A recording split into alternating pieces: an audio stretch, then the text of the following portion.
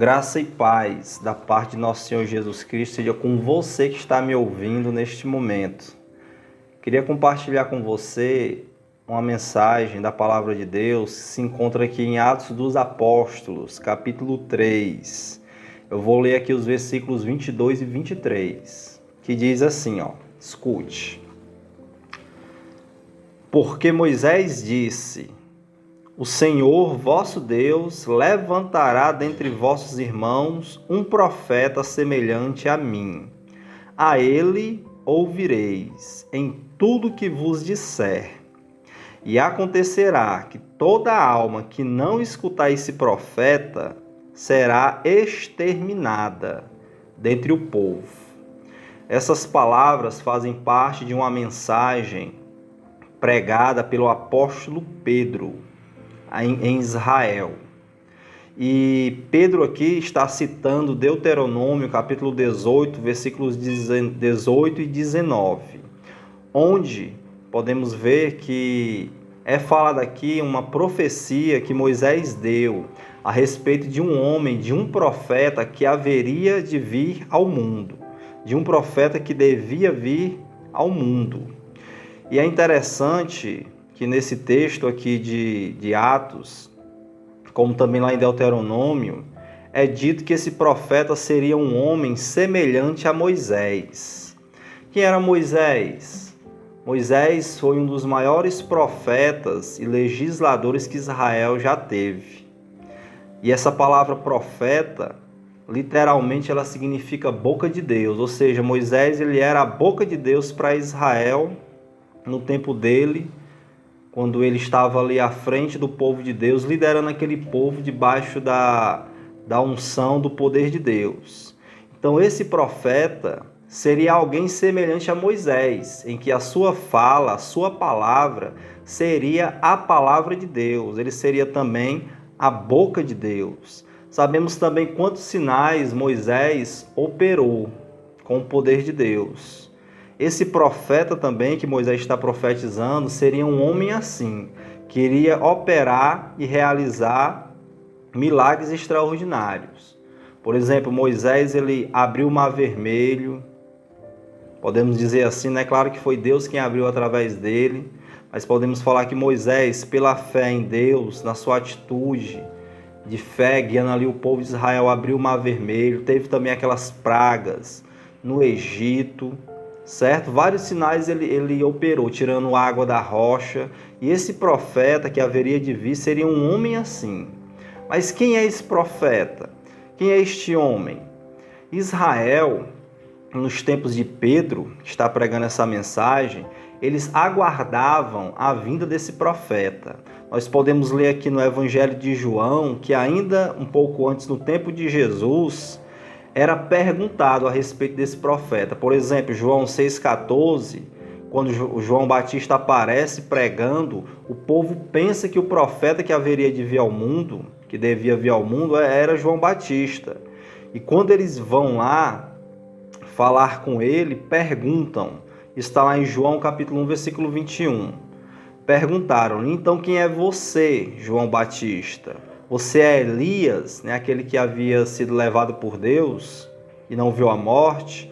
Aí ele disse, eu não sou. Aí o povo pergunta, tu és o profeta? Né? Ou seja, aquele profeta lá que haveria de vir, que Moisés havia profetizado. E João Batista diz assim, não, certo? E lá em João capítulo 6, versículo 14, o povo ele começa a entender quem é esse profeta. Lá é dito assim, depois de ver o sinal miraculoso que Jesus fazia e tinha realizado, o povo começou a dizer, sem dúvida, este é o profeta que deveria vir ao mundo.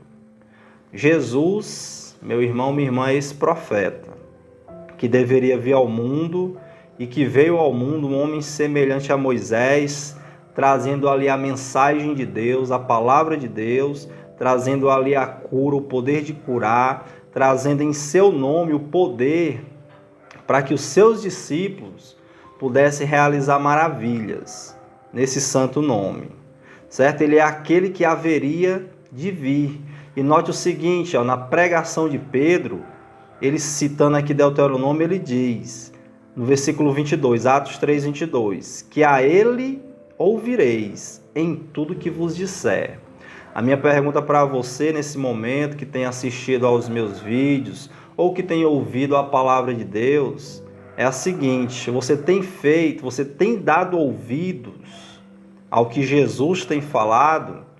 Ele é o profeta que devia vir ao mundo. Ele é a boca de Deus. Quando você lê os evangelhos, a palavra de Jesus, ali é Deus falando, é Deus ensinando ao nosso coração. Qual é a tua atitude diante das palavras dele? O texto diz aqui em Atos 3, agora no versículo 23, que quem não ouvi-lo seria exterminado do meio do povo. Diz assim, e acontecerá que toda alma que não escutar esse profeta será exterminada dentre o povo. É algo muito sério a nossa atitude diante da palavra de Deus, diante da vontade de Deus. Tem pessoas que preferem nem ouvir, que preferem nem entender qual é a vontade de Deus. Mas isso daí não vai isentar essa pessoa da condenação. Essa exterminação aqui que Pedro está falando é a respeito da perda da oportunidade da salvação que vem ali por meio da palavra de Deus. A nossa atitude diante das palavras de Jesus é que vai decidir o nosso destino final. Então preste atenção. O que você tem feito? Você tem parado para ouvir esse profeta que Deus mandou ao mundo com a intenção de salvar o mundo, aquele que Moisés falou, e ele veio com esses sinais e prodígios maravilhosos que conhecemos quando lemos os evangelhos? Você tem dado ouvidos às palavras de Jesus? Note o seguinte, lembre-se nesse momento do Sermão do Monte, como Jesus pregou aquele sermão maravilhoso, aquelas palavras, e no final do Sermão do Monte, o Senhor ele fala o seguinte, depois de ter proclamado, depois desse profeta ter falado, aí ele declara o seguinte, Mateus capítulo 7, versículo 21, que ainda é parte do Sermão do Monte, aqui é a conclusão. O Senhor fala assim, nem todo aquele que me diz Senhor, Senhor, entrará no reino dos céus, mas aquele que faz a vontade de meu Pai, que está nos céus. Ou seja, o que ele está querendo dizer, muitos que são religiosos, que o chamam de Senhor, que declaram para o mundo que Jesus é o Senhor. Muitos desses daí não vão entrar no reino dos céus. Por quê? Ele diz aqui, porque não estão fazendo a vontade de Deus. Mas Fabiano, onde é que está essa vontade de Deus para que eu possa aprender, praticar? Está na palavra de Deus, meu irmão. A ele ouvir, certo? Ouça esse profeta. O profeta, no caso aqui, é o próprio Jesus, é o Messias, é o Salvador do mundo. Ele continua em Mateus 7, agora no versículo 22, dizendo assim, muitos me dirão naquele dia. Que dia? Está falando do juízo final. Muitos me dirão naquele dia em que nós iremos prestar contas a ele.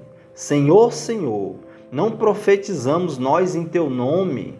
Olha aí, pessoas que pregavam, que profetizavam em nome de Jesus. E em teu nome não expulsamos demônios, pessoas que operavam sinais no nome de Jesus, expulsando demônios. E eles continuam, e em teu nome não fizemos muitas maravilhas. Aí qual vai ser a resposta de Jesus para estas pessoas que ouviam a sua palavra, que declarava que ele era o Senhor, mas não obedecia à sua voz? No versículo 23 de Mateus 7, ele continua dizendo, e então eu lhes direi abertamente, nunca vos conheci, apartai-vos de mim, vós que praticais a iniquidade. Praticar o pecado é deixar de praticar a vontade de Deus, é deixar de fazer aquilo que a palavra de Deus manda. Jesus disse no 21 que somente aquele que faz a vontade do Pai que está nos céus é que vai entrar no reino de Deus. Então, meu irmão, minha irmã, eu te convido nesse momento a você avaliar a sua vida, porque haverá um dia de prestação de contas em que nós estaremos diante do Senhor naquele dia. Iremos dar conta daquilo que a gente fez. E o texto diz aqui que ele vai expulsar da sua presença, apartar. Ele é aquele que separa o homem de Deus eternamente, Jesus, através do seu juízo. E a estes aí que não obedecem serão separados. E essa separação aí significa morte, e morte eterna, não somente a morte física. Então, é muito sério a atitude que nós temos diante da palavra de Deus.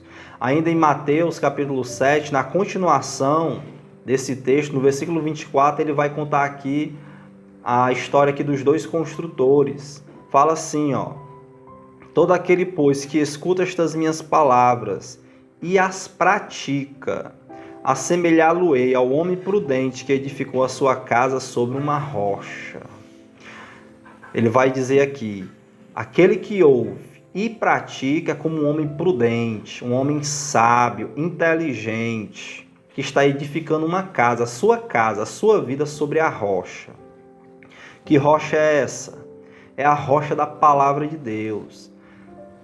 A palavra de Deus é que nos sustenta diante das adversidades, e a palavra de Deus é que vai nos sustentar. A prática da palavra de Deus é que vai nos sustentar diante de Deus no grande dia do juízo. É hoje que nós demonstramos que somos pessoas transformadas e salvas. E naquele grande dia do juízo só será confirmado que nós ouvimos e praticamos, demonstrando aí que de fato nós fomos transformados pela palavra de Deus. A palavra, meu irmão, como falei, é a rocha. Então venha para essa rocha, se esforce para praticar a palavra de Deus. Ele continua dizendo assim, ó: e desceu a chuva, e correram rios, e sopraram ventos, e combateram aquela casa, e não caiu, porque ela estava edificada sobre a rocha. Sabe, essa tribulação aqui haverá de vir para o justo. Não só para o ímpio, mas para o justo também. Na continuação ele diz, ó, que aquele que ouve estas minhas palavras e não as cumpre, compará-lo-ei ao homem insensato que edificou a sua casa sobre a areia. Ouviu e não praticou. É louco, é insensato. Está construindo a sua vida sobre a areia. E diz o 27, desceu a chuva, correram rios, sopraram ventos e combateram com aquela casa. E ela caiu. E foi grande a sua ruína, a sua queda. Então note que essa tribulação haverá de vir sobre justos e injustos. E que tribulação é essa? É o juízo. Veja o contexto, ele diz naquele dia. Então eu te alerto mais uma vez. Eu e você haveremos de ser julgados. Haveremos de ser julgados por Deus. Haveremos de estar na presença de Deus no grande dia. Todos ressuscitados da morte física, para prestar contas. E aquele que não se deixou transformar em vida, demonstrando ali pelas suas boas obras essa transformação. Mas aquele que não se deixou transformar, aquele que foi duro com as palavras de Jesus, que não aceitou, esse daí, a sua vida está sendo construída sobre a areia, e no dia do juízo, a ruína vai ser grande, a queda vai ser grande. Porque essa pessoa vai ser separada do Senhor eternamente. Mas Jesus, ele não quer fazer isso. Por isso essa palavra chegou a você, chegou ao teu coração, para que você reflita nesse momento. Como está a tua vida? Como está a tua vida espiritual? O que você tem feito com aquilo que você tem aprendido da palavra de Deus? Você que é até religioso, que chama Jesus de Senhor, Senhor. Ou você que nunca nem ligou e prestou atenção na palavra de Deus. Qual tem sido a tua atitude, meu irmão e minha irmã? Qual tem sido? Cuidado. Cuidado, porque haveremos de prestar contas. E essa transformação, ser pobre de espírito, ser manso, como diz lá no começo do Sermão do Monte, bem-aventurados mansos, porque herdarão a terra. Ser pacificador, ser um perseguido por causa da justiça é só pela graça de Deus. É só pela graça de Deus. Então deixa essa graça te transformar, te alcançar nesse momento. Porque a evidência dessa graça operando em nós, dessa atividade do Espírito Santo em nós, é as nossas obras. É pelo fruto que se conhece a árvore, se ela é boa, se ela é má. e você nesse momento se reconhece que tem agido de maneira errada diante das palavras do profeta que devia vir ao mundo, que é o Senhor Jesus Cristo, aquele que é a boca de Deus e que opera milagres, especialmente o da salvação e transformação. Então, se você não tem tido uma atitude certa diante dele, desse profeta, se arrependa agora e receba de graça essa salvação maravilhosa. Saiba disso, você só vai conseguir pela graça de Deus, se esse profeta te transformar. Eu só consigo pela graça de Deus. É pela graça de Deus que vamos obedecer e vamos estar de pé naquele grande dia. Então você tem a oportunidade, se você não está assim, se arrependa agora. Ore comigo. E se você tem perseverado, está do outro lado, tem perseverado fazendo a vontade de Deus, continue.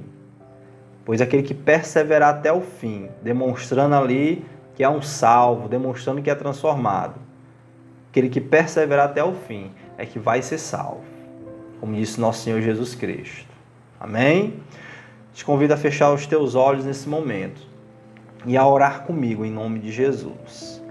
Meu Deus, meu Pai, em nome de Jesus eu coloco esta pessoa diante do Senhor. Quero pedir ao Senhor, meu Deus, que a fortaleça nesse momento, Pai. Quem sabe, meu Deus, ela está em um momento de grande tribulação, onde a sua casa, meu Deus, tem sido açoitada, Pai, pelas tribulações dessa vida, Pai. Eu oro, meu Deus, para que ela entenda que essa dificuldade, meu Deus, que essa casa frágil, essa vida frágil, essa falta de fé, meu Deus, essas dúvidas são, meu Deus, pela falta, Pai, de obediência, de dar ouvidos à palavra de Deus. E que essa pessoa nesse momento se arrependa, meu Deus, e o Senhor a perdoe, em nome de Jesus. E que o Senhor a transforme. Meu Deus, pela Tua graça, opere no coração dela, Pai. Em nome de Jesus, opere a transformação em nome de nosso Senhor Jesus Cristo.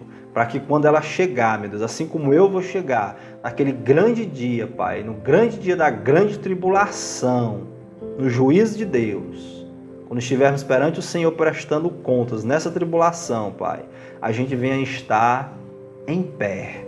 Porque, meu Deus, hoje nós aceitamos, Pai, a atividade do Teu Espírito Santo em nós, produzindo os bons frutos, a mansidão, a paz, a alegria, o domínio próprio.